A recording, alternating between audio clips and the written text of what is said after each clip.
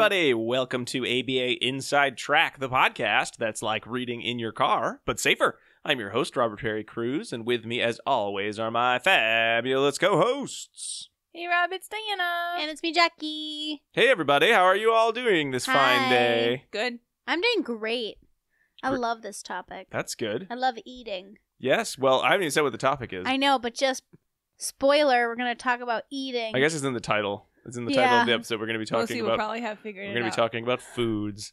But before we do that, why don't I tell everyone here what they're listening to? And that, of course, is our show in which we talk about behavior analysis and behavior analytic research. Every week, we pick an exciting topic, find some research articles, and go through them like an old-fashioned journal club. And this week, like Jackie was hinting at, we'll be talking about foods, specifically healthy foods. We're doing this recording, actually, we all got together and had dinner at the recording studio, which also doubles as our dining room table. Right. Fancy. The whole family. It was a whole family affair. Everyone's family. It's the whole ABA Inside Track family. And the spin-off characters that don't talk about behavior analysis because they're children or not behavior analysts. Yep. They were all there. They were all there. I did try to make sure I gave us something like at least somewhat healthy. That's true. You had a protein, a fruit, and a vegetable, and a grain. Multiple vegetables. That's true. Fact. And multiple fruits. Yeah. Yeah. Well, you brought the fruit. Yeah, but that still happened. And I brought the vegetables. So there was a lot of fruit and veggie options. I wish you guys had read the research before cooking that dinner because you would have known what we'll be talking about, which is none of the children wanted the vegetables. That's true. It was a waste. Just a total waste. Some of them ate them. Yeah, Did mine they? did. Yeah, so it was like I ate for them everyone too. listening at home, it was an egg casserole. Mm-hmm. With sausages and onions and peppers and sweet potato. It was delicious. In an egg dish with some cheese on top. And then there were roasted Brussels sprouts. And fruit. And hash browns. Yeah, it was delicious. Thanks. And then we had dessert, though. We did have a lot of dessert. It was delicious. Yes, a lot of dessert. Cookies and cake. And peanut butter. And fruit. Yeah. So my question, and the question that we'll be discussing tonight is, why did we or did we not choose the healthy versus unhealthy choices? And we're going to get a little bit into that today. But why don't I tell our listeners what it is we will be discussing tonight? Our three articles. Let's do it. We have 3 articles. And unlike some episodes, I think, where we have like 3 or 4 articles, but, 2 of them are sort of, replications of an earlier one. These are 3 completely different articles on the subject of healthy food and choice related to food. So we have a lot to go over. From like 3 totally different pots of paint here. So those 3 articles are Using Reinforcement and Cueing to Increase Healthy Snack Food Choices in Preschoolers by Stark, Collins, Osnes, and Stokes from the Journal of Applied Behavior Analysis, 1986. Then we'll be reading Gamification of Dietary Decision-Making in an Elementary School Cafeteria by Jones, Madden, Wen Green, Aguilar, and Desjardins. And that is in an open access journal called PLOS1. That's all we could find in terms of a name for citation. And then finally, back to Java for Assessing Factors that Influence Young Children's Food Preferences and Choices. And that's by Zonneveld, Neidert, Dozier, Gureghian, and Bayles. And that's from 2019, from this year. Current year. This current year. Unless you're listening to this in a year that's not 2019, in which case it was in the past, just like everything you're listening to. Those are our articles for today. We're going to be covering a couple different topics related to healthy food choices, and we thought we'd start with the most recent article, the Zonneveld article from 2019, on what factors and influences are involved in young children's food preferences. Yeah. But I feel like we should also talk about why this is an important topic. Because you spend a lot of money on groceries, and you keep buying them for these kids, and they won't eat your healthy snacks. That's not why. That's not why? Have you seen this picture on the internet that's like this tiny strainer with like 2 blueberries and a strawberry in it, and the caption is, "Washing my produce from Whole Foods that my kids are just gonna throw on the floor." It's like watching my $200 worth of produce. It's really cute. That's funny. Because people aren't eating enough fruits and vegetables. Yeah, Zonneveld actually does a really nice job in the intro of this study. You want to tell me the stats? I do. And according to the World Health Organization in 2003, diet and nutrition are critical variables that affect an individual's health across the lifespan. Is that a quote from her? That's a quote from Okay, her. I just want to make sure you give her credit. Yep. And an unbalanced diet is one of the key factors that may correlate with many chronic diseases and cancer, respiratory diseases, Heart disease, obesity, basically everything. Yeah. And young children have demonstrated empirically that they show preference for less healthy foods. And I like it when they call it a non-preference for vegetables, and less so for fruits and vegetables. A non-preference. A non-preference.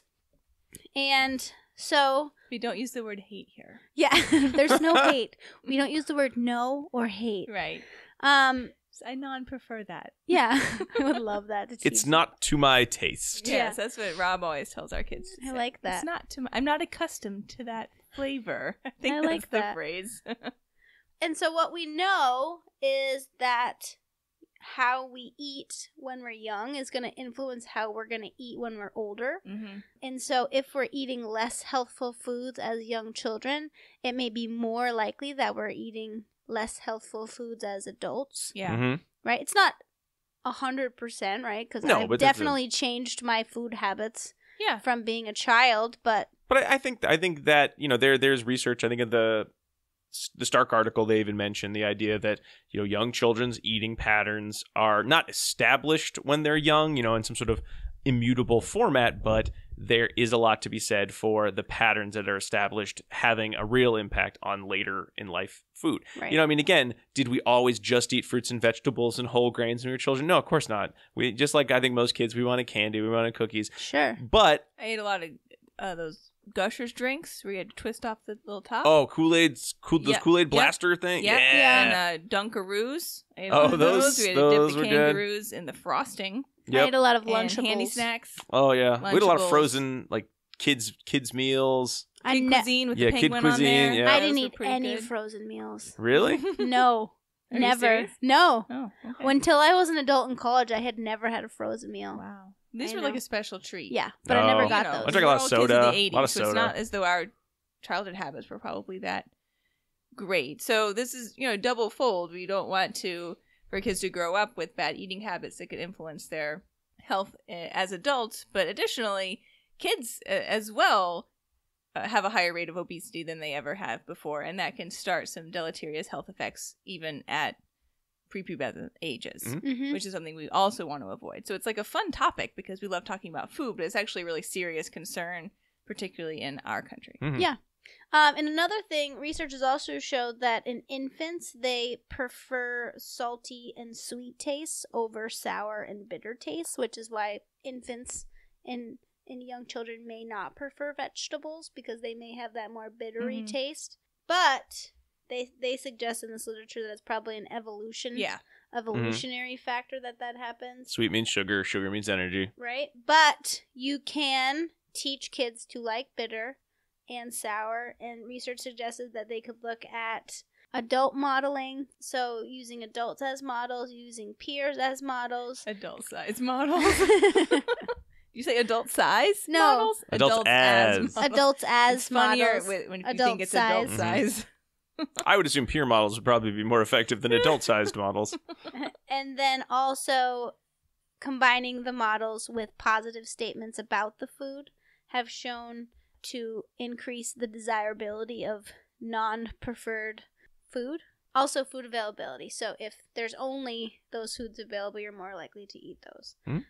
But one of the limitations of all the previous literature is that they've just looked at surveys or parent questionnaires, and we know that there's a lack of correspondence between what parents say happens and what actually happens. Sometimes it does, but most of the time it does not. And so they particularly in this area, I think there's a Right. lot of judgment around what foods do you feed your kids and what do your kids eat. Mm-hmm. And this would be one where I think a lot of parents might be a little more likely to fudge the results. Oh, just sure. to, Look reactivity perspective. Yeah. And usually Not there's me, of course, but maybe others. Yeah. And also there's a lot of food available usually. So you don't just put one thing on the table for dinner, right? So there's usually Yep. multiple options of food available. And so that may make it more or less likely that you're going to eat the thing that you don't want to eat, Mhm. right? So if that's the only thing Yeah. You only get Brussels sprouts for dinner. If Brussels sprouts are one of your non-preferred foods, you're probably going to eat it, right? If you're real hungry. Yeah. Yeah.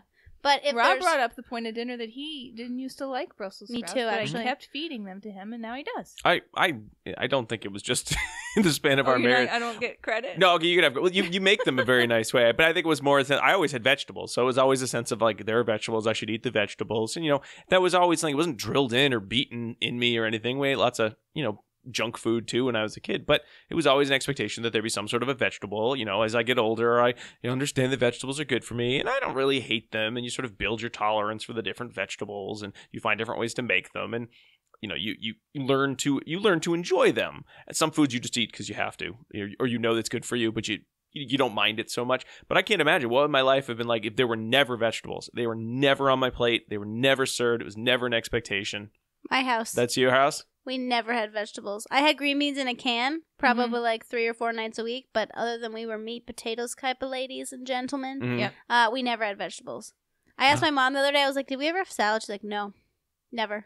We only had the vegetables that everyone in the family would eat, so we were limited to broccoli, green beans out of a can, and corn. Corn, I had corn. So Which corn and isn't green really beans out of a can. actually Which is That's not a real. starch. Yeah. Yeah. So So there you were a guys lot of are some vegetables counter I control. actually, I'm sorry, Mom, if you're listening. There were a lot of vegetables I never actually had until I went to college. Me too. Like zucchini. Nope. Eggplant. Oh, so you guys just rebelled. You were like, yeah, Spinach. go to hell, Mom and Dad. I'm going to eat some fresh green beans. What do you think of that? I actually Hey. became a vegetarian. Oh, I did too. Yeah. Gonna rub it in your face. What do you think? You want me to eat steak? I'm gonna eat green beans. Write a letter to the patriarchy and you tell them vegetables are great. There, I said it. Hot takes. But anyway, right. So coming back to the previous research, we all know that what we have in front of us is going to impact our choices. Yeah. Right? So that's also true when we're talking about what's going to be reinforcing for a particular behavior. So reinforcers are contextual, and it really will depend on the availability of alternative reinforcers as well as the parameters around that reinforcer. So the magnitude, the immediacy of the reinforcer, the quality of But the Jackie, there's reinforcer. got to be some way for me to figure out what kinds of foods I prefer. Yeah. There must be a way. Yeah, there is a way. Tell me of this way. And so this is what this study looked at. They looked at preference for 40 foods across 5 different food groups. And we all know there isn't 5 different food groups. They didn't use dairy because everybody has a dairy allergy in the world, but they use grain. I don't think that's not true. Cite but- that That's not true, but the majority You rounded up. Yeah, the majority of the kids in this study These kids. actually all had It was dairy allergy. complicated enough that they didn't want to touch it, Yeah. basically. But they did include some dairy products. Yep. It's not straight up milk. right. The food groups that they used were snacks, which I love. The Now a category food of group, snack. everyone. Snack as a food group, but we do know that kids love snacks, so that Everyone makes loves sense. snacks. Everybody loves snacks. So snacks, grains, protein, fruit, and vegetable food groups, right? Yeah. So they had 40 foods, which is so many foods. Mhm. They had 8 foods per group. Mhm. And they divided them between something that was like a healthier version of the food and a less healthy version of Yes. the food. Mhm. And there was 4 of Jim- each. Yeah, I wrote down some examples. You want to Sure. hear some? Yeah. So for the healthy group, it was things like pretzels. And then for the non-healthy group, it was something like chocolate-covered pretzels. For the grains group, it was something like Cheerios for the healthy side, Cap'n Crunch for the unhealthy side. For the protein group, they compared grilled chicken to chicken nuggets. Mm, That's hard. I know, yummy. right? Fruit group, peaches in a little cup, actual peach. There's no comparison there. Well, yeah, they probably were those peaches and then like high fructose corn syrup. Right. Yeah, I think that they didn't state that, but I feel like that was implied. And then finally, veggies, sweet potato, cooked sweet potato versus tater tots. I mean, there's no comparison. That one is a little bit rough. Another one was steamed broccoli versus broccoli with cheese. I didn't pick broccoli with cheese because I don't like that. But I did pick the steamed broccoli when we did it. I know, Spoiler. I gave the survey to everyone. Yeah. Mhm. So how they chose these is they used the USD recommendations. So they chose things that had less than 10% of calories that came from added sugar. At least half of the consumed grains were whole grains. Consumed protein is lean, and less than 10% of the calories come from saturated fat. Mhm. So that was For the all healthy ones. for the healthy. So that was all the healthy comparisons. I liked it when they had Doritos and then baked Doritos. That one felt like a bit of a scam. Right. So they recorded consumption when a participant consumed one of the 2 pre-selected items that were in the preference assessment. They also scored selection when a participant grasped one food. They scored no selection when the participant did not select a food after the second prompt. So they were allowed one prompt and then after the second prompt. And then expulsion when the participant removed the food from his or her mouth using his or her fingers or tongue. I like that. These baked Doritos are the nastiest. Bleh. Yeah, so I Cool think that's Ranch or pretty nacho funny. cheese is the question. I assume they were red bag because if they're Cool Ranch, it's stated. Yeah, that's usually it is. Oh. So I didn't say that there was 21 typically developing children in the study that were between 14 and 58 months old. I don't know what 50. It's like 3. No, it's like 4.5. Oh, I'm like real bad at that. Yeah. It's 5 by 12. Well, you know what? Math. And they all were at a university child-run developmental center. Where all research on preschool children is run. Right. So true. And they were all familiar with the foods. So that's really important. Yeah. So they chose foods that, number one, fit the USDA recommended Mhm. list for healthy foods and foods that all of the students had been familiar with. I love that they did this. At first when I read it, I was like, what? They talked about the mean of the inter-observer agreement on sessions, and that confused me. I was like, well, that's a really low inter-observer agreement, but it's not, because it's actually the range of the sessions that they did inter-observer agreement on. Oh. Right, so they say a second independent observer Bonus collected data on a mean of 49%, range 36 to 100%. And I was like, whoa, that's low. Like, how did they get low on selection versus no selection? And I wrote it down like, IOA? What? And then I looked like, oh no, just kidding. Their IOA was around 99%. There you go. That Yeah. makes a lot more sense. It's such a binary thing to have screwed up IOA on. Right? Yeah. And so what they did is they ran multiple preference assessments within group preference assessments first for all the foods to identify a high preferred food and a low preferred food in each group. And then they did a between groups preference assessment to identify the hierarchy of all of those. Yeah, across all the 20 All of something the 40 foods. all the 40 sorry. foods. Yeah. But they used the top 2 high foods and top low foods. So they weren't doing like 1,000 foods from each group. Right. Which makes sense. Yeah. They developed a healthy eating indice to provide an index of the strength of the participants' preference of whether they liked healthy food or the less healthy food. So here's how they did it. This is on page 243. They analyzed trials that looked at a healthy food option and a less healthy food option. And they divided the total number of trials with consumption of the healthier food and the less healthy food by the total number of trials in which one healthy and one less healthy food were compared, and converted that to a percentage. Cool. They then subtracted the percentage of consumption of less healthy foods from the consumption of more healthy foods, right? And so then they just got either a positive value or a negative value, and they graphed that. Yeah. Yeah. And I liked the way they graphed it. Yeah, it looks Because good. either you ended up with a bar graph that was either positive or negative. Right. Right. So if you ended up falling on the positive side, then you preferred Prefer more healthy foods, and if you fell on the negative side, you preferred more unhealthy foods. And then I did like a really quick little version of this with you guys. Mm-hmm. Right, where I didn't do the whole preference assessment. I just verbally asked you like Sure. comparisons I just listed, right? Like pretzel versus chocolate pretzel, raisin versus chocolate raisin, for the 20 different comparisons. And good news to report is that all 3 of us fell on the healthy side. All Yes! right. Right? So Jackie, you and I, there's actually 21. One of them has one extra. 5. There's 5 snacks. Okay, that's fair. I love snacks. Oh no, they couldn't like leave one out, I think. Yeah. Do we pick between butter popcorn or Doritos? You just can't choose. So Jackie, you and I both picked 13 healthy choices out of the 21. Because we're the same person. Basically. We picked different ones, and then Rob, you picked 12. Thank you. Yeah, pretty good. I was a little biased in that I knew exactly what you were doing because I had already read this article at the time. Well, you made good choices even given that knowledge. I tried to answer honestly. I answered honestly. It's like cheating on the eye exam board. It's like it's not going to Passing You the eye can't. exam test doesn't actually help your eyes Right? any. It doesn't help. And then I also ran it with our 11-year-old and 7-year-old.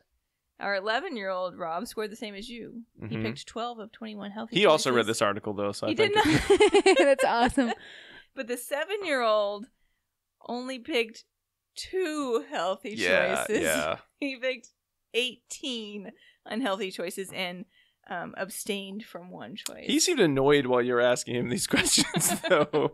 Just like I did also. I So- was like, what? Of course I'm going to pick regular peach. You were just annoyed about the The even choices. the audacity of the comparison. Right. But I don't know what he was probably just busy doing something. I was shocked he was doing all the cups, like the fruit in a cup versus like a. I know. I was like, well, who wants that? I don't know because he never eats those when they go in. No, his he lunchbox. does They not. come home every single time.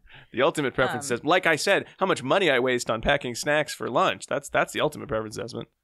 Will I this agree. research help me with that? Yeah.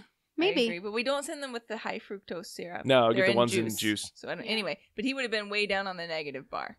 Yeah. On that So thing. they also had an option for no preference. So no preference was designed as less than a 3% difference between the healthy and less healthy foods. And the nice thing is if you are confused about what I said on 243, they give you an example of what that would look like. I don't think we need to talk about it, but Okay. there it is. The only other thing I need you guys to know Mm-hmm. is that all 5 of us only agreed on 2 foods, Whoa, what are they? which were pretzel versus chocolate pretzel, Of course. raisin versus chocolate raisin. We all want the chocolate. That's amazing. Just so you guys know. Okay, so here's the general procedure for the paired choice preference assessment. It looks like all other preference assessments. You know, the experimenter placed a spoon and a fork on the table and told the participant that they could eat the food with their hands, with the spoon, or the fork, but they had to choose one and eat it or not, right? And if they didn't choose, they received 1 prompt to eat the food, and then they went to no selection. If they did choose and packed the food in their mouth, the experimenter said, "Swallow your food," and that's how it happened. They waited 10 seconds until the participants swallowed their food. And that's what they did there. They did the within group and then between group. And so what they found is that 4 participants preferred healthier snacks, 14 participants preferred less healthy snacks, and 3 had no preference. Yeah. So And these were little kids. Yep. Right? So it would be interesting if we all did this as little kids. If Oh, we I- would have probably what we picked would have more scored as children, unhealthy. I would have definitely picked white bread because I used to be obsessed with the Wonder Bread bag. Yeah. My Mhm. grandparents lived down the street from like a Wonder Bread secondhand store. Is that a Mhm. thing? The day old bread store. That's what we call it. Oh, we lived near the Wonder Bread factory Wow. Wow. in Framingham. Yeah, if anyone watches Family Guy, there's an episode where there's an apocalypse and they say we have to make it to Framingham to get to the Twinkie factory, which is That's not exactly funny. true, but there was like a hostessy Wonder Bread factory there. Nice. So I thought it was interesting about the snacks. What I found was one of the more funnier ones, I thought, is for the healthier proteins. 14 preferred the less healthy proteins and 3 had no preference. Hmm. And 8 preferred the healthier fruits. 10 preferred the less healthier foods. Again, here, all the stuff in the It's all those can. fruit Mm. cups. Yeah. And only 5 participants preferred the healthier vegetables. 15 preferred the less healthier vegetables, so those buttered vegetables. Well, yeah. I feel like that one is sort of like, well, sure. Yeah, that's Yeah. true. Most participants, 71%, preferred less healthy related to healthier foods, so that makes sense, Yeah. right? And then between groups, 14 participants ranked snack first, 2 ranked grain, 4 ranked protein, 2 ranked fruit, and none ranked vegetables. As None. one for... Of course, nobody Oh. Poor veggie. I know. Yeah, I feel like this was just an overall preference assessment on salt and fat. Yep. Yeah. But now they know that the previous research that looked at parent assessment was in fact accurate, that kids do prefer less healthy foods than more healthy foods. But then what they wanted to look at is whether these foods may work as reinforcers, and if we altered some value of the reinforcer, would it alter then the reinforcing efficacy of that item? Yeah. Yeah. So they altered quality, magnitude, and immediacy of food choices on 4 of the participants that had less healthy preferences. So they took 4 of the participants, or 6 participants, but 2 I guess so. Two of them had like funky results when they started trying to test this, where they didn't they just prefer got rid of like the those. thing that you should like. You should like more. You should like it immediately, and you should like the thing that you said you liked before. And they had varying results, so they kicked them out. They kicked them out. They were kicked out. Jackie, did you mention at the top that this was considered translational research because it was looking at a specific assessment tool? I did not. No. Oh, okay. They mentioned it kind of the once, and they mentioned it again at the end, and it is a very long article, so I'd sort of forgotten about it, but just sort of kind of scanning it through as you were going. Sure. I just was reminded that this was looking at this specifically. This procedure was referred to as competing parameters assessment, right? Which was developed by Neef and colleagues. So this was an extension of the literature. No, yeah, she knows her stuff. Mm-hmm. So once they did the first experiment, the second experiment was the extension of the Neef and colleagues. And so here, what they're just looking at is whether they can look at those parameters. So they used the results from experiment 1 and chose a high quality food and a low quality food. The high quality food had to be chosen at least 10 out of the 14 times or more, and the low quality food had to be chosen 4 or less times. Yeah, and then what's confusing about that is you hear high quality and you think it's like, oh, it's quinoa with kale and beets. No, it's the opposite of that. So it's high quality to them. So it was something that was chosen often, but because these were all non-healthy preferrers, it was something that was not healthy. And I wish they'd chosen a different term than high quality. Mm-hmm. And the low quality, something that they did not choose very often, and it was actually a healthy thing. Right. So yeah, it just adds to the confusion. They said the high quality food he or she selected and the low quality food he or she did not select was used in the session. Yeah, they really stacked the deck about the high quality. Not only was it the one they chose the least, but it was one that they would never choose if possible. And so here they're doing just a classic reinforcer assessment. The target response was stair-stepping, which I love. Because they're doing all this food stuff. You got to burn off all those calories from the square shapes, square cut up little pieces of food that you're giving the kids. Right. They say that the target response was stair-stepping to enhance the health benefits of participation in this experiment. I like that. So they had a 7.6 centimeter wood block in front of them, and stair-stepping counted if both feet were up. So you step with one and then the other and then step down. That's right. And so you have to wear your unitard. Yep. And your little wristbands and your headband and your leg warmers for this activity. Yes, you did. And so they had the 2 blocks in front of each participant, and they placed pictures of the food associated with each response option on a plate or in a plastic sandwich bag behind the wood block. So the plate represented the immediate delivery of the reinforcer, and the sandwich bag represented the delivery of the reinforcer 1 hour after the session began. Because if you're 3 years old, those things are hard to open. Oh yeah, they're super hard. And then another clever idea is they had a black bar there that represented the schedule of reinforcement currently in place, which is cute. Yeah, that's smart. That's super smart. And so during baseline, they compared 2 values of quality, magnitude, and immediacy. And during the reinforcer parameter comparison phase, they compared the different values of 2 of the 3 parameters in each condition. So again, we're looking at immediacy, quality, and magnitude, while the other one was held constant. All components of reinforcement enter, only one may leave. They also evaluated the effects of dense and least schedules of reinforcement on the reinforcer parameters using a concurrent operance arrangement within an AB-AB reversal design. Except for Ivy, who did the AB-AB-CD-CD, where C was a leaner schedule requirement and D determined if a leaner schedule of reinforcement would influence the efficacy of quality and immediacy. Yeah. So... And then CC, who did not want to do the VR16 schedule. Because she complained. She only did the VR4. She was like, this is too hard. She's like, I'm out. Yeah. I'm out. out. I'm pretty much done coming. They're like, okay, that's fine. You can go back to the VR4 schedule. Before each session, the experimenter described the contingencies to the participant and said, if you step on this block while pointing to the block this much, while pointing to the black bar, you will get this many pieces of this food. So they were very specific. If you step on this block, same thing. So, what do you think would be your number one? Your number one high quality junk food? Sweet tarts. Oh, they weren't even on the list. I know. I didn't know if they were. I meant from the list. Oh, chocolate-covered pretzels. Oh. Rob? The raisins, I guess. The chocolate raisins, maybe? I think I probably would also want chocolate-covered raisins. Ugh, I hate raisins. Oh, they're so good. Or maybe yellow bag Lays. I love those things. Okay.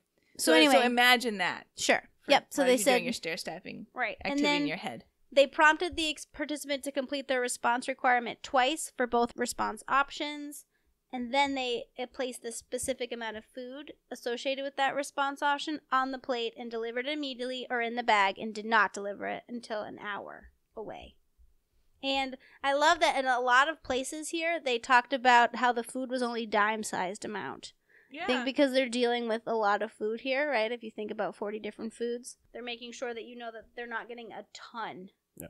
And they did not do more than 3 sessions per day to make sure that they weren't exceeding caloric intake for each participant.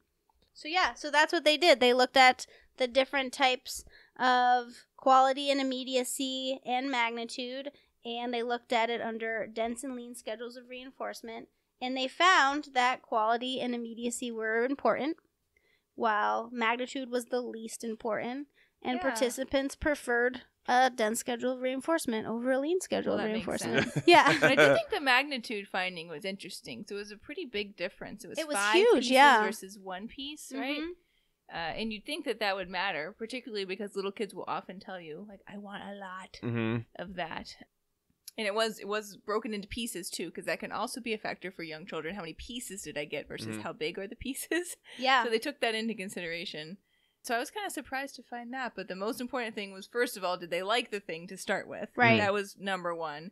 And then second, how quickly am I going to get it? So I think maybe based on the age group that they were working with, maybe that is what you would expect. Perhaps they were hoping they would get some other types of results. Like, oh, well, if you just give them a lot of something, even if it wasn't their most preferred, then they'll work harder for that. But that didn't happen. And that did become hard. In the discussion, they started saying, okay, well, now, great, we did these, it's nice we translated this type of assessment. You could use this with other, other children, other participants. And then they sort of tried to wrap it around. And what is that going to tell us about increasing healthy food? And it sort of came into the pattern of like, we have to change the quality of the food. Right. And they're like, oh, it could be like a fun bag, or like, I mean, it's sort of the activities they came up with were not quite that exciting. Fat, salt, and sugar are reinforcing at a primal level. Yeah.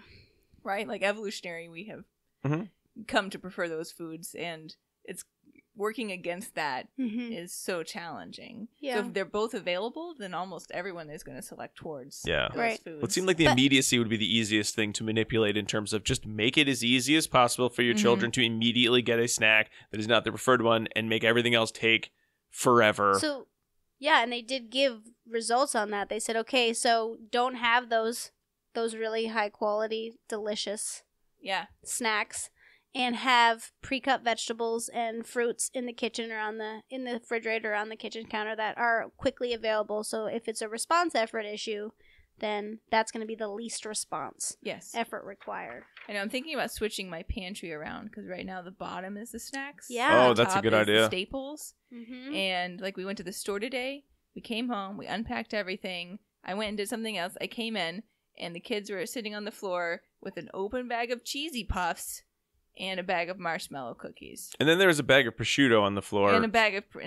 Dinah kept going, why is there meat on the floor? I thought she was joking around. It's like, no, there was literally a freaking packet of meat on the floor. Smorgasbord of like terrible food choices. That's that fair. Of course we had purchased, so like there's problem number one, I guess. But that was under but again, it was under the, we'll have these for dessert, or we'll have these later. And the children, of course, I guess we learned that immediacy was important to them. And they needed it now. They're like little animals. Right. Yeah. Well, but that would at least increase the response effort to access those things. Right. And we always have apples and stuff in the fridge. And I say, if you're hungry, you need to get a yogurt or an apple or a cheese stick. Right. But opening the fridge, I guess, is a little more response effort. Yeah. Sure. And for quality, they kind of mentioned at the end, there was one that was sort of like, make the quality better. So if you've got, fruit and your kids don't love fruit, put some gelato in a bowl. Okay, that would increase the quality of it. Yep. And then the other examples they came up with, though, I thought were ones that I don't remember what nutritionists tell you you're not supposed to do, of like put the food that they want after they've eaten a couple bites of the food that they don't want. Sort of like, do the high P sequence of, or like a high P sequence of food. I do that. I know you're not supposed to, but I do it. Yeah, but then I was thinking like, well, why do I think I'm not supposed to? Because I read it on like my baby center, email. Right. Did they really research that one? I don't know. I don't actually know. Yeah, I don't know if I know the research behind it. I mean, the thinking behind it is you don't want to present the less healthy option as the reward, because then it increases the perceived value of that food and would make it. But I would say this research tells us that it is already preferred. That's the argument against that. And if you get them to eat it, they like more and more. That in itself, maybe because of the pairing, could establish. And then over time, you thin the ratio of reinforcement. It could be. I mean, when I'm doing feeding work, I don't recommend using food as the reinforcer for eating other food. Yeah, but that's because that's how I was taught. Yeah, by an expert feeding specialist. Yeah, but in serious cases, then that could be an option. Yeah, right. So. And the one thing that they didn't do is that they didn't tie an intervention to this. So the Neidert studies did tie an intervention showing this assessment efficacy, whereas this study did not. But I think it's useful that we could do that. So future research could develop and evaluate food-based interventions based on the results of these assessments. So what we've learned so far is that children prefer junk food. Yep. Yep. And they want it now, and they want a lot of it. No, they don't care about it. They get a lot. Okay. They want it now, and what do we want? Junk food. When do we want it?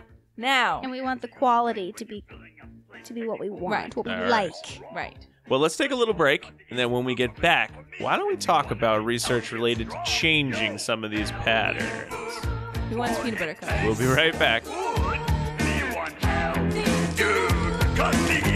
Healthy food, we love it. Oil or stew, we love it. Or chew, you feel just great and good. Eat some healthy food. Do you want to be a BCBA? Sure, we all do. Now you can come to Regis College in Weston, Mass. to get your graduate degree. Choose from any one of these courses. Masters of Science in Applied Behavior Analysis. Masters of Science in Special Education. Dual degree in Special Ed and ABA.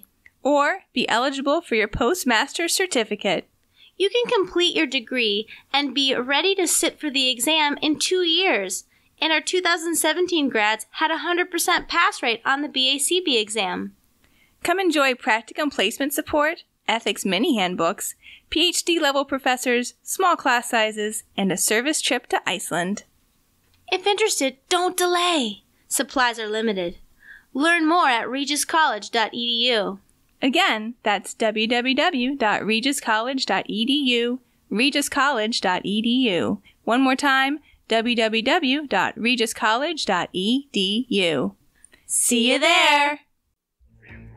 Along with your chocolate chip and banana or plum will make you go yum. Nutrition, it really is. Girls, healthy food. Oh, it tastes so good. Okay, we are back talking about healthy foods here on the show. We talked about some research related to preferences. Now we're going to talk about some ways to potentially change food eating habits. But first, I want to make sure that those listeners out there who are interested in this information know that ABA Inside Track is ACE approved. Yes, by listening to this show, you too can earn CEs. Ooh, just one CE. If you listen to multiple shows, you get multiple CEs. You just need to go to the website, abainsidetrack.com, and click on Get CEUs. But you are going to need to know 2 key pieces of information hidden throughout this show, and that's our secret code words. And the first of those code words is truffle. Truffle. Truffle. Like the oil that you might put on your fries or your chips or all sorts of yummy things. I may have told everyone this before, but when I was a kid, I actually thought that the pigs went in the woods and found like the chocolate ones. Oh yeah, I thought awesome. that's unfair naming. I thought so too. Yeah, it's 2 different things. No, it's like it's a mushroom. Why do they do that? Truffle. All right, so let's move into some articles related to behavior change process. And I will go first. I will be talking about the Stark et al. Article from 1986, all about using reinforcement and cueing to increase healthy snack food choices in, again, preschoolers. So this article is very specifically talking about heart health and the health of your heart and cholesterol levels, which, was a kind of based on a program that they were looking at from the early 80s. I wish I could say that way back in 1986, cholesterol and heart disease was a real issue as in America, and it's not an issue anymore. But no, still an issue, still a pretty big issue. So I'm sorry, Stark et al. Your research has fallen on deaf ears, apparently. But you know what? We're going to keep trying. We're going to keep making changes. It's all good.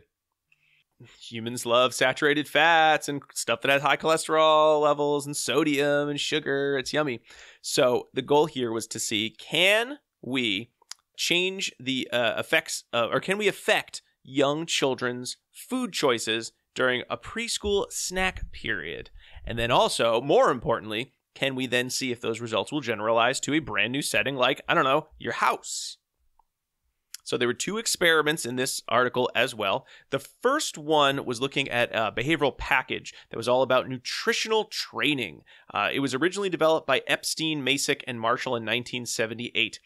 And so that program itself was pretty straightforward. They talked about green foods and red foods. And green foods, of course, being foods that are good for you. You should eat them. And red foods being foods that are not as good for you. Red, stop. Don't eat so many of these foods. Our kids learn slow foods and go foods. Yeah, slow foods and go foods. Same idea. Remember when Cookie Monster was going to be the veggie monster for a brief period of time on Sesame Street? Mm-hmm. And he ate all the veggies, and then everyone was like, no thanks. Go back to Cookie Monster. So now he eats cookies and veggies. Right, he eats everything in moderation. Right, but that's true. But I love that he went to Veggie Monster, and everyone's like, too far. No. He took it too far. It was like Cookie Monster. You ate all the vegetables in this urban environment. It's already kind of a food desert. What are the children supposed to eat? It's funny. Paradoxically, there was nothing left to eat but cookies on Sesame Street. That's terrible. It's a dark time. The other piece of the package that is important here is the use of cueing, a cueing procedure, which is kind of, it sounds self-explanatory, but it's pretty much when an individual engages in some sort of behavior meant to, cue or to serve as a prompt of someone to comment on, most likely kind of a positive behavior someone's engaging in for the purpose of kind of trying to get some sort of a positive consequence or praise.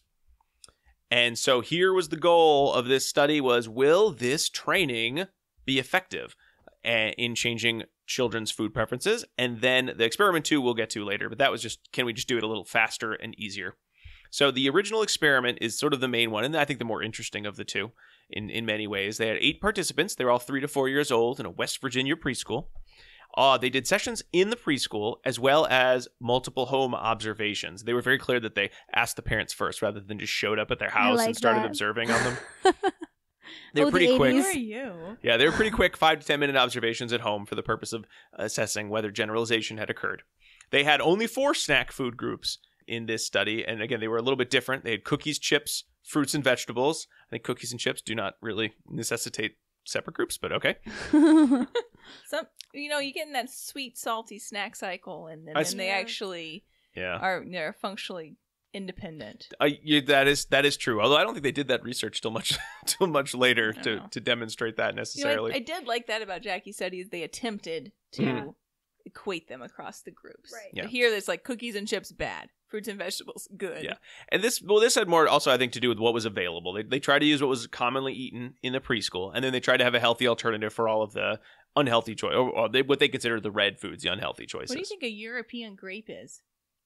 Oh, I have no idea. European grape? Yeah, they specifically say 4 European grapes was a serving of green food. Like table grapes? I don't know. Like big globe grapes, maybe? I don't know. They had 5 snack foods in each of those categories, and the goal was really to teach the students to code green for good foods and red for unhealthy foods. Their measurement was pretty simple. It was just every day, what did the children choose? They also then looked at the frequency later on when they added in the cueing procedure. How often were the children cueing? Cueing, it was just a statement they would make that they would teach them. And there were 3 they taught them, but they would score any sort of a cueing response. Some examples being, this is a snack that's good for me, isn't it? I know how to pick healthy snacks, don't I? And I picked a good snack, didn't I? I love that.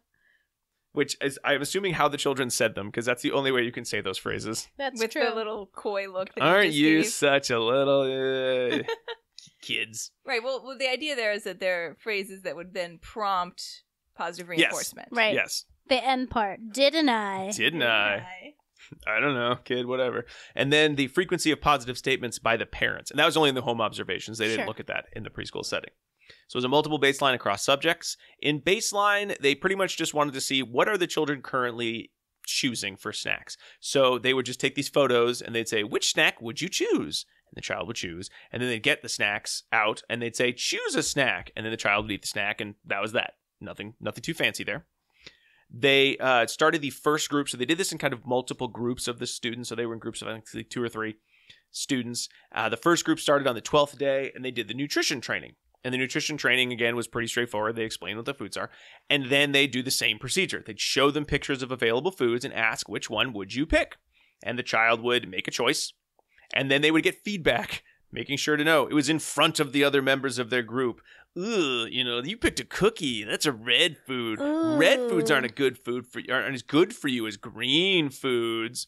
The pear and carrot are green foods. So pretty much labeling whatever their choice was, and then either praising them for that choice or making a statement just like that's unhealthy. That's not as healthy as the green foods. And then what would be some green foods that the child could eat? They then give them a second chance. Like wink, wink, kid. You better pick the other one. And then after that, if the child made a green choice, then they would get praise. They did pretty great during nutrition training overall. Yeah. I'm surprised. I thought there was, when I didn't look at the graph first, and I was like, oh, I bet they're going to do nothing with nutrition training. But no. No. Yeah. I think little kids respond very well, certainly, to praise. Sure. And they understand when they're kind of being told, don't do something. Plus, as a school setting, I think that it's part of the important thing. In a school setting, I think this would work. Much spoiler, better. Yeah. There is some effectiveness at home, but even in the home setting, it's not always as good as it was in school. Pretty much in school, after nutrition training, the kids would 100% of the time choose the green foods. Right. Pretty quickly.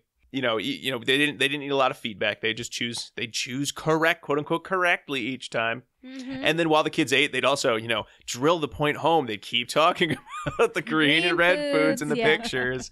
Like, we're like, wow, you chose such green snacks. I have a picture of a cookie. What a red food. Yuck, gross. Ugh, who'd eat this? But carrots, green foods. They didn't get into that detail. That's just my scenario in my head there. There was one student who they mentioned had language and motor delays, so that student received a lot of additional training outside of the snack time. I mean, it didn't really come up too much in the study, except they just didn't have as much maintenance data at the end. After 3 days of nutrition training, whichever group they were on would receive the cueing practice. And that, again, they didn't get into too much detail. I think they just taught them the different things they could say. Like, oh, when you're done, you could say this. They'd say the words. They'd teach them individually what they could say. And then again, if the child chose a snack and ate a green food, they were instructed to use the cueing. So they just would get feedback. So did they explain to you why they did the contingent or they did the cueing? Because nutrition training was effective. Mm-hmm. Well, I think their goal was to look at the reinforcement later on. So they knew that there was, they were pretty sure this was going to be effective. I'm guessing that the original Epstein, I believe, article showed this was effective in getting kids to choose the green foods. But their concern was, is this going to generalize to another setting? So I think the plan was, well, if the kids keep talking about all the green foods they're eating and how proud they are of themselves, that will hopefully evoke more parent praise, therefore maintain the behavior. That makes sense. I did not, the first time I read this article, that didn't come out clearly for me. I was like, why do they keep doing all of this? But that really... Well, they were doing the home observations as well, so I'm not sure if this was all really well thought out or if it was something that sort of developed as they were looking at the data and not necessarily always seeing what they wanted to see. And then they really just use stickers. They use praise and stickers. So if the kids independently, were cueing afterwards, they got the green food, they cued, they got a sticker. Yeah. They did move into another phase where they just did, the children had to eventually independently cue as well as make the green choice. That's the only way they could get the sticker. And the few kids that had trouble with this, they were just told, well, you want a sticker, you gotta make sure you say they didn't actually say what they called it. I don't think they called it cueing with the kids, but you gotta make your statement. I don't know. In the meantime, if the students weren't cueing, they did have a section for contingent home training. So if they did find that the students were not cueing during the home observations, whether or not they were choosing green food or red food, then they provided a second sticker at school. So that observer would come back, would tell the preschool director or the researcher, whoever was going to talk to the kids, yes, they did engage in cueing when I was at the home observation. They'd pull the kid aside and say, hey, what'd you eat last night? And if the child said, oh, I ate green food, I ate carrots. Oh, okay. Did you cue, or whatever their phrase was? Yeah. And if the student said that they did, the researcher knew if they were telling the truth, being accurate or not. And if they were, great job using green food, cueing. You also get another sticker, so they could get a bonus sticker. So another question that I had when I was reading this is, do you think the graph directly relates to what they're talking about? Because they say only unprompted cueing was recorded. Mm-hmm. So when I'm looking at the graph, I'm only seeing unprompted cueing, but that doesn't show me any of the prompted cueing. So I was wondering why they wouldn't add that. Maybe because that's they a don't good care, question. but... I don't think that I think the kids really learned everything in at least the school setting so fast. I mean, I was not a huge fan of this graph. There were too many participants, and since they were only looking at green and red choices on the y-axis with tiny little dots to change up those, it was very hard to see. Could have been a bar graph. I mean, it looked like someone's EEG. I mean, it was like I was looking at sleep brain results. That would be EKG then. I agree. Then finally, they had a maintenance procedure where they just stopped doing the nutrition training. They stopped doing the cueing. They got rid of the stickers. They were pretty honest. They only had 9 days till school ended, so the results were not going to be the strongest. But hey, they tried. So let's talk about the results in experiment 1. So when they were in baseline, 0 to 50% of participants would make the green food choices during snack time at preschool. They did the nutrition training, and pretty much immediately, everyone jumped up to 100% of green food choices. Which I could see why, Jackie, you would think maybe that wouldn't be the case. Right. But I'm also not shocked that when a lot of pressure from an adult to choose these green foods, why the kids would suddenly start doing it all the time. This pretty much continued throughout the study and into maintenance, even only with praise, regardless of anything with stickers after the cueing. So it didn't really matter. The kids were green choices all the way till the end of this study. Of course, there was no spontaneous cueing in baseline. Well, I don't want to say of course. Some kids probably would spontaneously cue, but they did not see any spontaneous cueing. There were 5 that didn't show the response until after they started doing the sticker contingency on the spontaneous cueing and choosing the green food. So there were a few that did, right, by being told, hey, you should do this. You should say this little phrase.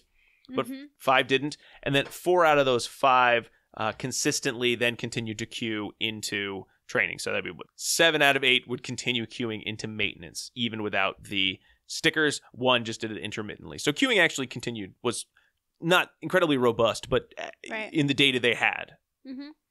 Now, here's the problem. At home, only 2 children were choosing green foods. They didn't see any praise from the parents related to child food choice. They also really weren't seeing a lot of praise from parents following cueing as well, which is it's like a sad picture. Like, what were these parents doing? Their kids like, look at the great food I chose. They're making dinner. They're doing other things. What were they doing? It wasn't even, they didn't have their smartphones to fall back on because it was 1986. Look at their fax machines. Jane Fonda jazzercising? I don't know. Yeah. Probably making dinner. Baby. Yeah. Maybe they had multiple children in the home, right? They did not get into the details of it. Yeah. They just sort of made it sound like these must be depressing homes where parents don't talk to their children. After the nutrition training piece, again, they did see an increase in green choices in only 2 of the children, and they didn't go as high. They were at 0% of green choices up to 44. Another one went from 0 to 57. So definitely not as good as it was at school. There were some kids who were already choosing green food a little bit. They didn't see any changes there. They did start seeing when the green choices started increasing at home. They did see one parent who would, say some positive statements. Then they added the contingent home training. So again, after, when they came back in, they'd have the report of the home observer and they could say, oh, how'd you do? And if the kid reported accurately, they got another sticker. Right. In that case, they did see an increase in the green food choices for another 3 students. So they actually went from about, 50% choices up to 75 or 80%. So a pretty nice increase. They saw 2 participants who were using cueing sentences at home. Parent praise, again, wasn't really consistent. There really was an increase in some of the cueing behavior and in the more in the green food choices, but not necessarily in parent responding. It was better, but it wasn't really, I think, as good as you would expect, given that you've got the kids going, check me out, I'm choosing healthy foods. Right. Yeah. And then in maintenance, they sort of got the same results, but they didn't have a lot of time to look at the results. They didn't they don't know whether they would have lasted over a long time. And they don't actually tell us either whether the parents received training that a green food was like a desirable food, right? So that may not have been valued. Right? No, but the student was saying, the participant was saying, oh, look at my healthy choice, or I chose a good snack, didn't I? Right. So you would hope that the parents, but you're right, Jake, you would hope the parents would see their kid munching on a carrot stick and going, what a great choice you made. That is a good food. But yeah, you're right. Maybe they didn't. Maybe the parents are like, I'm eating a bag of chips, so I don't really care what you're eating. Or maybe they gave some, we don't know if they gave any nonverbal, cues. So I don't always say something directly after that, but I could have smiled and nodded. They didn't take data on that. No, that is true. So that could be, they didn't say it that was happening, but I'm trying to give the parents the benefit of the doubt, right? That maybe they were like, yeah, right? But not saying anything. So the second experiment really was just a way to replicate the previous experiment, but they wanted to take out a couple components. Could they remove all the extra home pieces that they were doing? Because that's always very tricky to do. Any program that has a home component, and that's the only way it works, is very difficult. So can we remove that? Can we just do the nutrition training and just look at the snack food choice? Can we get rid of the cueing training as well? Because that added, extra time. Not a lot, but it did add extra time. So could they streamline this whole process? So in this experiment, they had 9 preschool children. None of them had been in the first experiment. They only did home observations on 5 of them just to kind of get their data, because they were the only ones that the parents said, yes, you may come to my house over and over again. And they saw very similar results in some ways. It was the same procedure. So I'm not going to spend any time on the procedure. It's pretty much the same. They just didn't have the cueing sentences. The home assignments were kind of the same. They had the stickers if they made the green choices at home. That was all the same setup. Same idea, the multiple baseline across subjects. And the results. So to start, only 5 to 17% of the green foods were being chosen in baseline. 6 of the participants went all the way up to about 93 to 100% right away. There were 3 that didn't do quite as well. They only went to about 48 to 62% of green food choices. But again, still a huge increase from 0. Yeah. They then were able to do a much longer withdrawal of the training, because I guess it wasn't the end of the school year anymore. It wasn't 5 days before. It wasn't 9 days before the end of the school year. 9 days before. So they withdrew the training, and they found that 5 of their 9 students actually continued to choose green foods for almost a month. It was a range of about 20 to 30 days, but that's still a pretty good amount of time. And then after that, they didn't drop back to 0. They dropped to about 40 to 49% of the choice. Which is most people's lives. Yeah, which is not bad. If half the time you choose healthy foods, that's way better than never choosing healthy foods.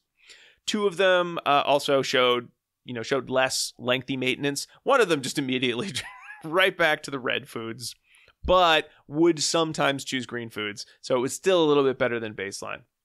For the kids who didn't have as long a maintenance, they did a second nutrition training and then a second withdrawal. But again, they didn't get any lengthy results.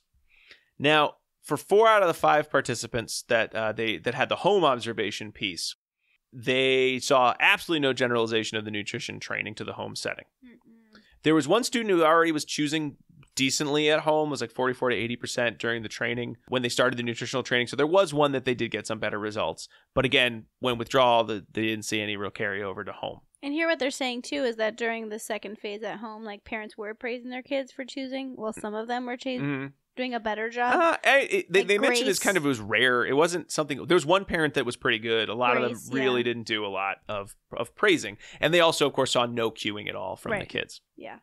So they did add another section to this experiment in which they did a home generalization training for 3 of the 5 children. Again, the parents were like, fine, keep coming into my house. It sounds great. And I'm not going to get into the exact details, but pretty much they had some individualized patterns of responding. There's one student who had to have nutrition and cueing training. They had to have different rewards in the stickers. They got to do an activity. They kind of tried to do like a little pressuring him, like, hey, watch this other Janet, watch her. She's getting praised. And then finally, they just said they had to pick a new contingency. They didn't get too much into detail, but they just keep switching the program around. Eventually, they were able to see some of that generalization of the green choice at home. And then when they saw that, they would get some more parent training. There was another student, they didn't need to do quite as many steps, but it was a pretty similar process. There was a third that I think they had only about 3 steps. But it really felt like to get any sort of change in the behavior at home, you needed to do these very highly individualized programs. Which would make sense because every family's highly individualized. Mm-hmm. So, But at the same time, it was very odd that you've got this nutrition training program that seems very effective at getting preschoolers to make, healthy food choices at school. in a very short amount of time at school. Mm-hmm. And if you teach them to do cueing, you do see it did seem like when the cueing was involved, you would get more praise from parents and you would get more green food choices at home. Mm-hmm. Whereas when you take that component out, you are kind of left with getting not as good generalization, as well as needing to do a whole separate rigmarole at home. Yeah. So as much as I know Experiment 2 was trying to cut down the amount of time and resources, it almost felt like it ended up taking a lot more resources to get the same results. Yeah, they're like, oh man. I bet they were like, we could do this so quick. And they're like, just kidding. Yeah. We can't. Again, the big take-homes here was just telling kids about healthy eating probably doesn't change their behavior, but setting up simple reinforcement plans does. And these were really simple reinforcement plans. Praise and stickers. Everybody loves stickers. Everybody loves stickers. There was some thought about maybe this had to do with the fact that it was in the context of a snack component. So was there peer pressure from the different kids or peer modeling, I should say, not peer pressure of, oh, look, everyone's eating the healthy green snack. You should too. And then, wouldn't it make more sense if you're going to replicate this to look a little bit more at teaching parents about the ideas of contingency management rather than just having the school-based management? And then would there be ways to more effectively evoke parent praise? And again, I think they came back to cueing. They felt cueing was pretty effective.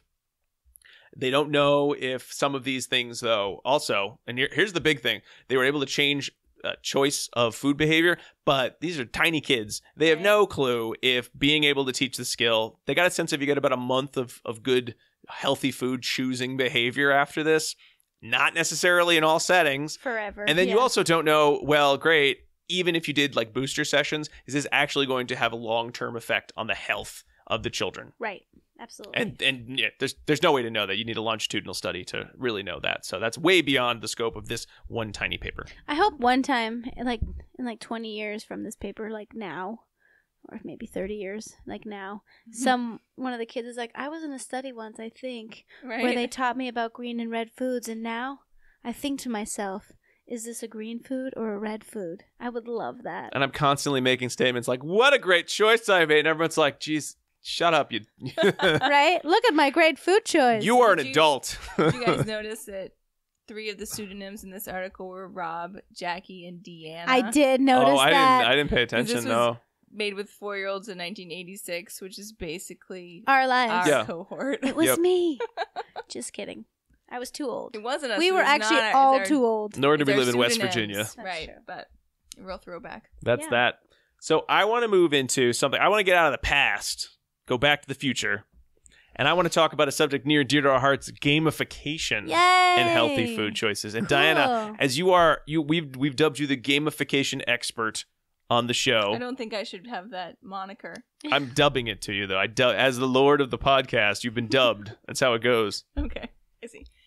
Yeah, well, I was really excited, and if anyone didn't or wants to listen to our episode 76, we talked all about gamification. We didn't talk about this gamification. We did not. And I did bring it up in the article. Right, yes. exactly. I mean, in the But we didn't have the article at the time, so we weren't able to. So all sort of snowballed into us talking about it here, and then we kind of honestly built this episode out from that original topic of gamification. But we're not going to focus specifically on gamification here, but that is the way in which they worked on addressing increasing fruit and vegetable consumption in this study for elementary school age kids. So it was Jones, Madden, Wengreen, Aguilar, and Desjardins, 2014. It's pronounced Desjardins. Desjardins.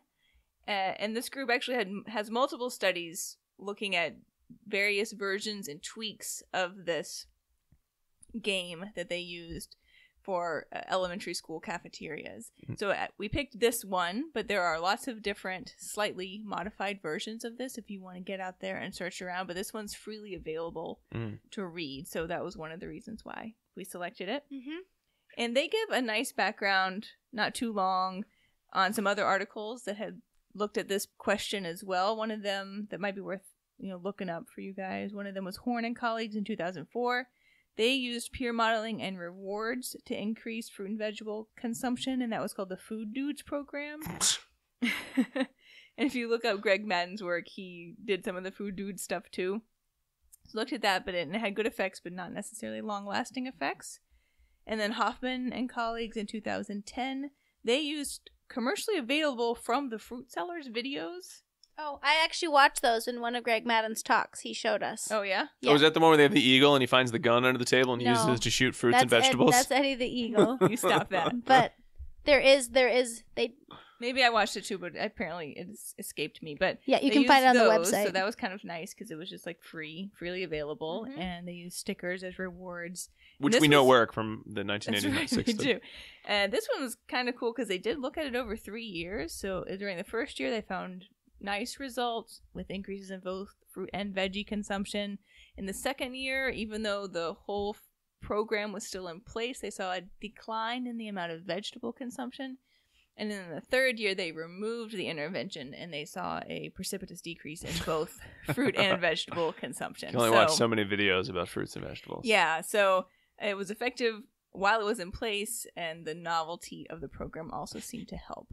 So that was some of the background. And what I do like about all of these studies, Madden is the main guy who's working on these, and then Jones as well, is they're conscious not only of does this work, but also, is it going to be feasible for someone to implement? So they talk a lot about the cost of the program, both in terms of financial cost and labor cost, too. So how much are we asking of the classroom teachers and the cafeteria workers in this school to do in order to increase fruit and vegetable consumption? So I really like the approach that they take with these.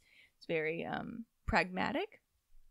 So the purpose of the current study was to see if they could continue to improve upon the work that's been done in elementary schools to increase fruit and vegetable consumption by including a gamified version of a contest into the whole mix. And they chose this because they thought it would be fun for the kids, but also it should be relatively low cost.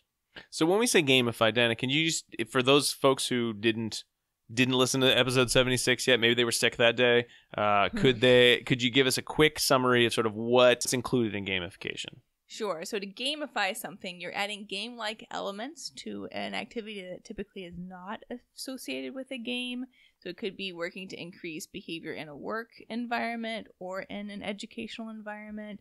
They're the two most common ways you might apply that. And it's been commonly applied to a variety of health benefiting behavior, as well as to increase various academic types of performance.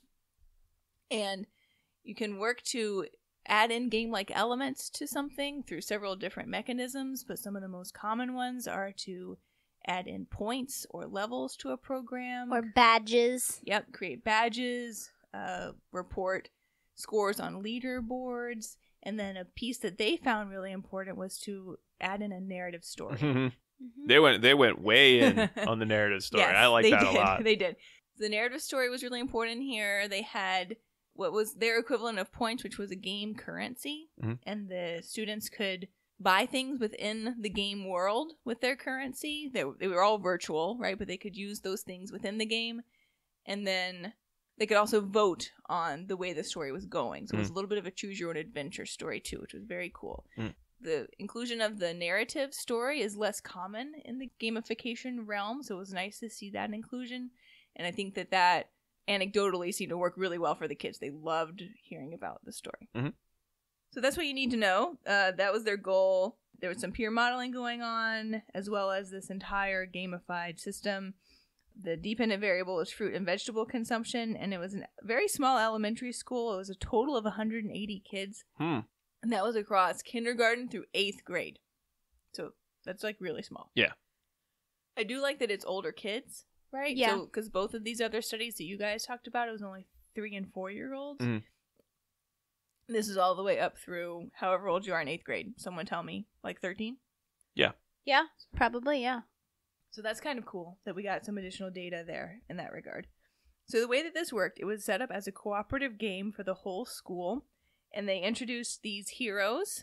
It was a space opera. Right, Rob? Wink, wink. Why are you winking at me? Because that's what Star Wars is. Oh. You didn't know that? I did know that. Wink, wink. I didn't know that. In which they had these space heroes and space villains. So they introduced these characters at the beginning of the study. And the goal was there were 3 different villains that needed to be defeated. The students would earn space currency by eating more of the targeted fruits and vegetables, and then by doing that, they could buy different, like, it was fun weapons. It was like a dirty sock cannon or something like that to defeat the different villains. So like I said, there was 180 students in the school. They all served as participants, and they used what they called an opt-out consent form. So they sent home a consent form for the parents and said, hey, we're going to be doing this at school. Let us know if you don't want your child to participate. They do that with toothbrushing. Oh, that's like some behavioral nudging right there. Yeah, like, we're going to right? do this unless you do the thing that takes an effort, which is tell us no. So Right. true. Knowing that nobody's actually going to opt out because it's too much work. Right, so they got 3 opt-outs. Cass But they let us know that was all and cleared by the Sunstein would be IRB so proud. and everything. So, but that was kind of a cool they Way to do walked it, us through what right. that really looked like. So each day, this is how it worked. There was 1 fruit and 1 vegetable serving out available. It was part of the meal if you got the school lunch meal, but also if you brought your lunch, you could get it for free as well. You could take as many servings as you wanted of the food. And each of the servings was between 1/4 and 1/3 of a cup. So they weren't big, right? That's like, I guess, standard little kid size. Sure. All right. And they targeted 5 different fruits and 5 different vegetables during the study. And only one of those fruits or vegetables was targeted that day. And they alternated. So it was an alternating treatments designed between the targeted fruit, and then the next day would be a targeted vegetable, basically. And at the end of lunch, so there was nothing further during the lunch period. At the end of the lunch, they threw out their food, but they put the fruit and vegetable waste specifically in a special location. And they had a cafeteria worker there to monitor that kids were doing that right. This seemed like the That seems worst fair. part of the study. Yeah, was that like, seems hard. Make sure you throw your vegetable and fruit trash over here. Right. Yeah. That seems hard. I know. Because kids throw stuff and they might, like. Oh, I know. And they're all probably swarming Yeah. there at the same time. So that does seem pretty stressful. And they, noted that was one of the bigger labor costs associated with the study. Someone had to be there to monitor that free-for-all situation. They also noted things like, if it was a banana, we took the peel off first, so that didn't get counted towards the waste. Yeah. If You have to think about it all was that. salad or carrot sticks and it came with dressing, then we did a subtraction measure Yeah, out to figure out the dressing part. It was very complicated. But all that you really need to know is that was how they ended up measuring the leftovers at the end of the day, was in these big bins. And they had a whole equation set I up. love the equation. Do you want to tell it to me? Yeah. So the equation is consumption equals P, which is the total weight of the food prepared, minus U, which is the weight of the unserved food, minus W, which is the weight of the collected waste at the end of lunch. All of that divided by a weight of a single serving of the food, and then they divided that by the number of children who were in attendance that day.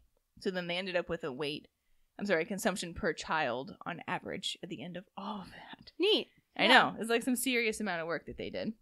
So the way that it was set up, they did an initial baseline, which was 5 days.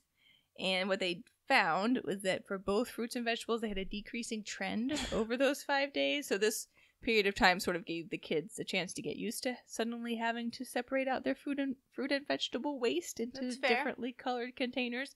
So they thought initially maybe that there was something novel because there were new people in the cafeteria, right? But over time, they didn't care anymore. Maybe they just hated sorting their fruit and vegetable waste so much. They're just like, I'm not even going to eat these damn things. Yeah. Maybe. Who knows? So they said, well, these are clearly going in the wrong direction, so we feel great about intervening. Didn't wait for stability at 0. Right? No. And then the gamification portion, they started that off with an assembly to introduce the characters, and they also had a tasting time Mm-hmm. during that, in which they had 7 different fruits available. And if the kids tried 6 of 7 of them, they got a small sticker or something like that. So that was the only tangible reward. What if they ate all of them, Diana? They got a small sticker plus something from the treasure box, like a spinning helicopter. It was something from the Oriental Trading Company, I'm pretty sure. Yeah. And but that was the only tangible thing that they had available to them. Everything else after that was virtual reward. So like I said, it was an alternating treatments design. Either fruit or vegetable was targeted on that particular day, and they randomly selected what was going to be targeted that day, except if it was 3 days in a row. It was no longer random. They alternated.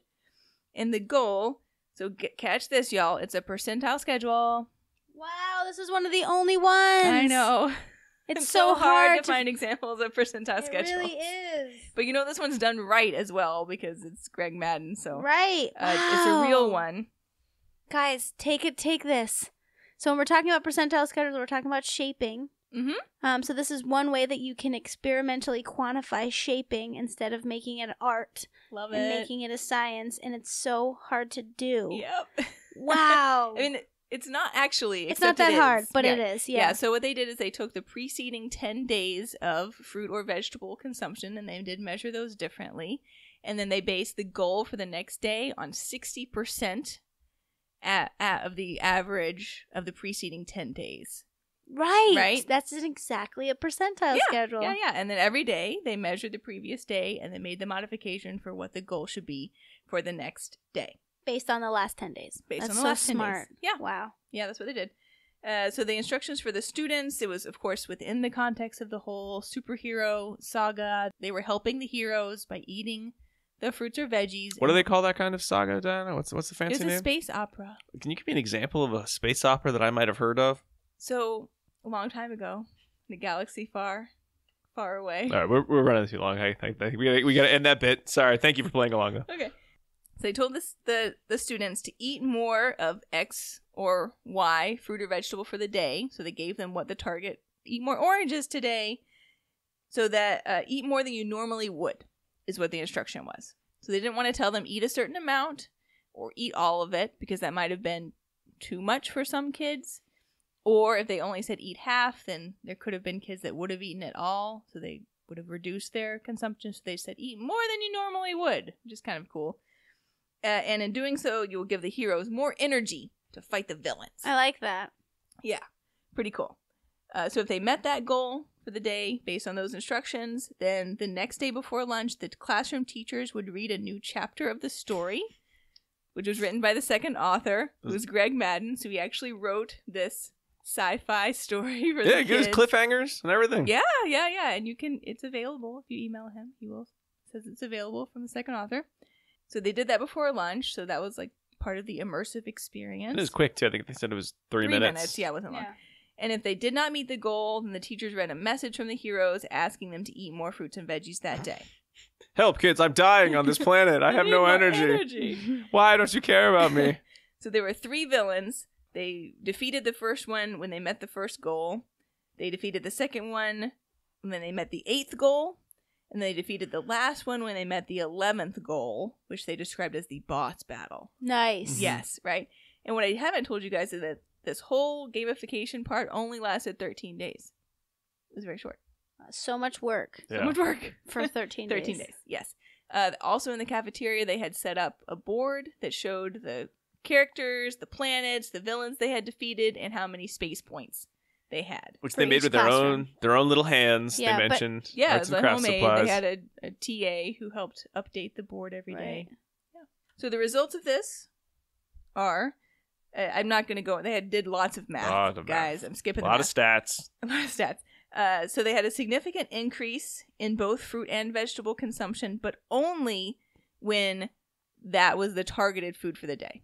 Right? So if it was a fruit targeted day, vegetables were not consumed at a higher rate. And if it was a vegetable targeted day, well, they were not significantly higher, I should say. Right? So it really had to be that was the target in order to see the change. They saw an increase in both, but the non-targeted ones were not increased to significance. And that's what's very important in terms of demonstrating that it was the gamification that was responsible for the change, not just sort of Right. No, it's true. General It's true, but you chatting kind of about- also wish it just made everything go up. You know, like clinically, that's what you Right. want. Mhm. Research-wise, you don't want that. Yep. Right. No. The study looks great. Yeah. So you're just like, oh, man. Well, you could always replicate it of like, man, I wish I had double energy. Right, I know. Yeah, exactly. Boo, boo, boo. I've got 2 Kids, booster Eat rockets. the green beans and the oranges today. Eat more than you usually would. Right. Would that have made it both go You up? could throw in, oh no, Oreos. Oh, they weaken my shields. You could do all sorts of things. My Wookiee's But you're so right. I mean, upset. That's how they had their experimental control built in, was through this alternating treatments design. So fine.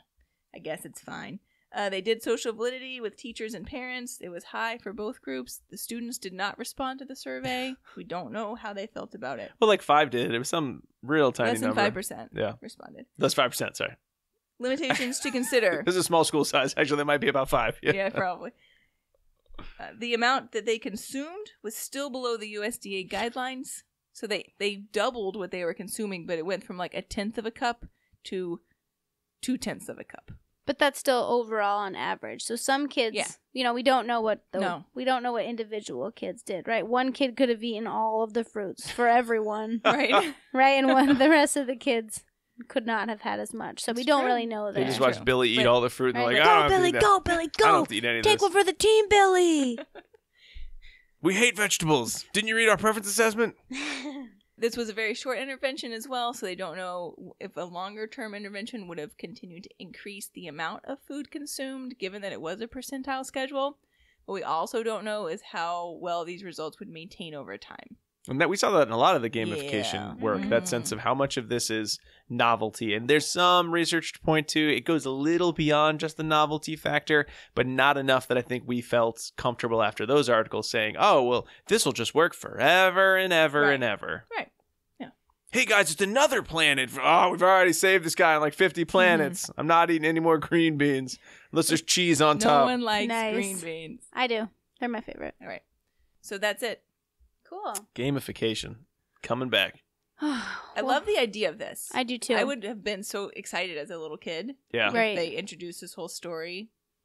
At my school. I think I would have loved it. So I think that's what I like about the study. It's just like tapping into what I think kids really enjoy. Mhm. Yeah. So next But study. I was a big nerd too. Yeah. So. Next study, they should look at if kids liked it or not, right? Because if you like it, but the kids don't like it, it's probably not going to be effective. Well, they There tried. are several iterations tried. of Kids this, just so there didn't may be respond. another one that has this Yeah. social validity. You could probably do an exit interview with the kids. That might be easier because then you're sort of just find a time of the day of like, oh, before this period or like your free period or whatever. I'm just gonna pull a couple kids at a time and just ask them like the 5 questions. Yeah, my they little probably Likert scale. did that differently later on. Yeah, but- it was all online for the questionnaires. 'Cause only the parents and the Captain teachers. Planet needs your answers, kids. He has to fight Zurkon. That's really funny. All right, let's move into Dissemination station. One thing I want to point out Mhm. is that if anyone is interested in looking at healthy food choices for your kids, you should go to www.choosemyplate.gov, and there is a drop down for browse by audience. So there's a kids section, an adult section, a teen section, and it gives you resources. So this is where they found those videos. It gives you resources about, what according to age level would be appropriate for your kid. One thing I love about it, in like the kid section, there's like, this is what my plate should look like, and there's little videos about that, and this is the type of activity that I should be doing, and they have one specifically for like girls' health, and it goes over, I know this isn't about healthy food, but it goes over like, what do I do when I get my period, and like, how do I deal with my friends? I just like that they give you all these resources. Eat more green beans and fruits and vegetables. It's always the answer. And help defeat those evil villains. But so if anyone needs access to what is considered healthy while we're talking about this research, this is a really nice website. Cool. Mhm. And it has like activity sheets for preschoolers and yeah. I think one of the challenges we run into on our episodes on our podcast when we have multiple articles that sort of cover a wide range is it's sort of hard to come up with a unifying theory of what we'd put in the dissemination station. The purpose here is to talk about what does this mean for the practitioner? What does this mean for maybe, burgeoning research? And I think we talked about a few ideas of what might be next steps. I'm sure people are looking into some of this already now, but in terms of the day-to-day practicality, this is a lot harder. I think we've talked in the past about it's really hard to think about affecting change related to food because a lot of BCBAs, a lot of folks listening are probably working with food in the context of serious food selectivity, in which case none of these are probably going to be very applicable. Right. Maybe the preference assessment, Mm-hmm. Potentially. and for others, maybe you have a full size, like a classroom, or you're in charge of trying to, on the nutrition team for your building. That might make some of the gamification review, or if you work with younger children, some of the work with, say, the stickers and the queuing. Those might be ideas to try out. I know certainly from the Stark article, the idea of could we work more with parents on contingency management? Would that be helpful in terms of increasing those green food choices at home?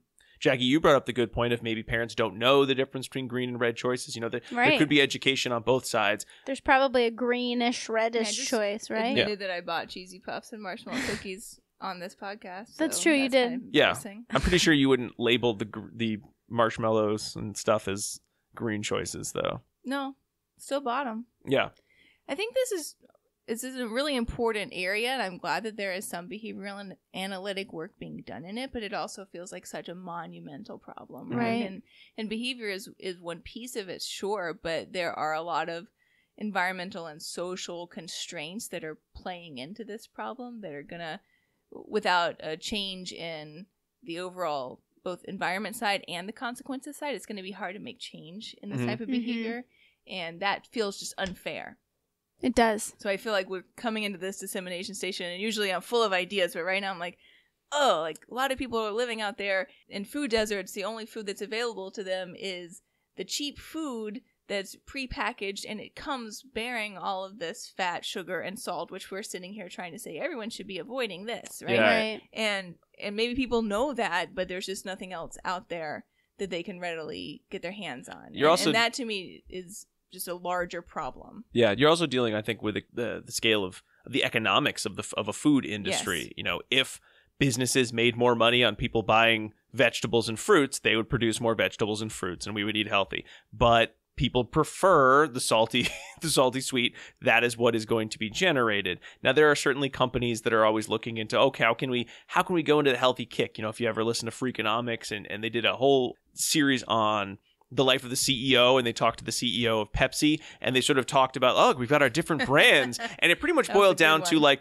we've got our health brand, which was kind of healthier, and then sort of our sometimes fun brand, and it's sort of, you're listening, you're like, this sounds nice, but you're also thinking, oh, I think you secretly do not care. You're just covering all your bases. Mm-hmm. You're pretty sure you're going to make more money in the sort of crap brand that you have, and that's okay with you, because at the end of the day, your goal is to make more money. You know, if there were money in fruits and vegetables, we'd have these huge fruits and vegetables companies, and all we do is make fruits and vegetables. Right. There's some money in making, fruits and vegetables and actual fruit smoothies that aren't just, sugar, but it can't be that much. Yeah, and that kind of bothered me a little bit too, I think, about, not that the Zonneveld article wasn't good, it was really good, but it felt like it started with the junk food, and then they tried to find the other food that paired with it, right? Or maybe I'm wrong about that. Maybe they started with the good foods, but there's so many good foods out there that are better than just plain popcorn, like hummus and